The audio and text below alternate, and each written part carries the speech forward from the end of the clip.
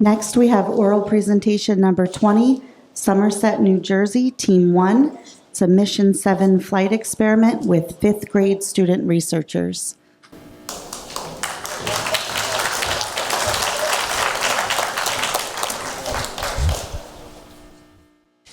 Hi, my name is Megan. My name is Natalia. My name is Karina.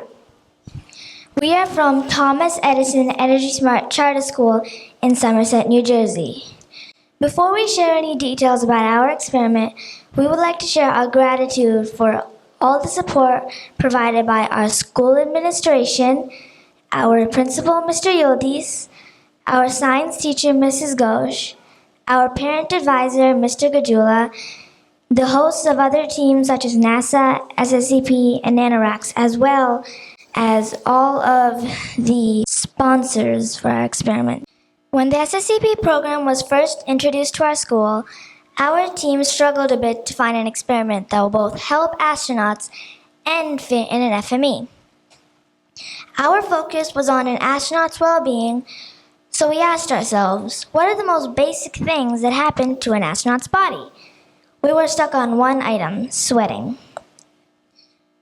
We asked each other, does microgravity affect how much we sweat?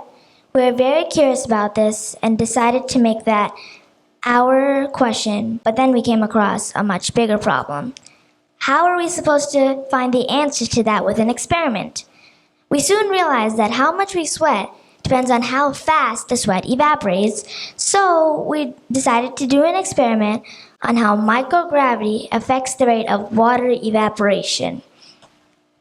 Water evaporates everywhere, all the time, from all kinds of foods and our body. That's why it is very important for astronauts to know how microgravity affects the rate of water evaporation. We know water evaporation depends on many factors, mainly surface area of the water, the wind over the water, pressure, heat, and humidity. For our experiment, we will be using the humidity principle. Now Natalia will be explaining the materials for our experiment. Thank you. When we started planning our experiment, we wanted to make sure that our experiment was professional as possible. And at the same time, we also made every attempt to use common materials available at home or at school. We are investigating water evaporation, but believe it or not, the key item is not water, but it's silica gel. Silica gel is this granular product, and it is a solid form of silicon dioxide. The main property for silica gel is to absorb water from every source, even from the air. We use this property of the silica gel to trigger our experiment or simulate evaporation. The second item we will be using for our experiment is water. We use distilled water from a pharmacy to make sure we have the water in its purest form.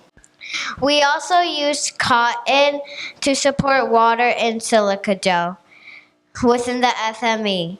The cotton helps hold water in one volume and keeps the silica gel from rolling to the wet cotton. Karina will now share more on how the experiment is conducted. Thank you, Natalia. We will be conducting our experiment in a small test tube which is known as an FME. An FME is an abbreviation for fluid mixing enclosure. We will be using a type 2 FME. A type 2 FME has 2 volumes. One volume will have silica gel and a little bit of cotton to keep the silica gel in its place. In volume 2, we will have water supported by additional cotton. The clamp in the middle allows us to control the start and the end of our experiment. The job of the silica gel is to absorb all the moisture in the FME. When this happens, the humidity principle kicks in and the water starts to evaporate and fill up the gap created in the FME. This is how we will simulate the evaporation process in the FME. We plan to conduct this experiment both on the ISS and on Earth. The difference of the weight of the cotton with water before and after our experiment will determine how much water has evaporated inside the FME.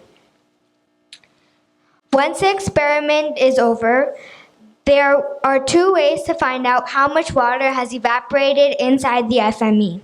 One way is to find the difference of the weight of the cotton with water before and after our experiment. Another way is to find the difference of the weight of the silica gel before and after our experiment. Now Megan will talk about the two possible outcomes of our experiment. Thank you, Karina. There are two possible outcomes for our experiment. The first outcome is that the rates of water evaporation will be the same. The second outcome is that the rates will be different. If the rates are the same, it means microgravity has no effect on the rate of water evaporation, and astronauts don't need to change their daily drinking habits in order to stay healthy. If there is some difference, it means microgravity does have an effect on the rate of water evaporation, and astronauts may need to change their daily drinking habits in order to stay healthy. From our experiment, we will also learn how to conduct experiments, how to present information, and how to compare data. We are very excited about our experiment and hope for more opportunities like this in the future. Thank you.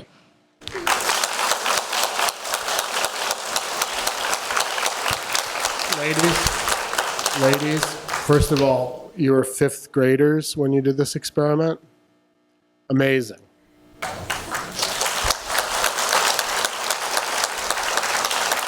You also got us very nervous because I was walking up to cut you off mid-sentence and you ended with 1 second to spare.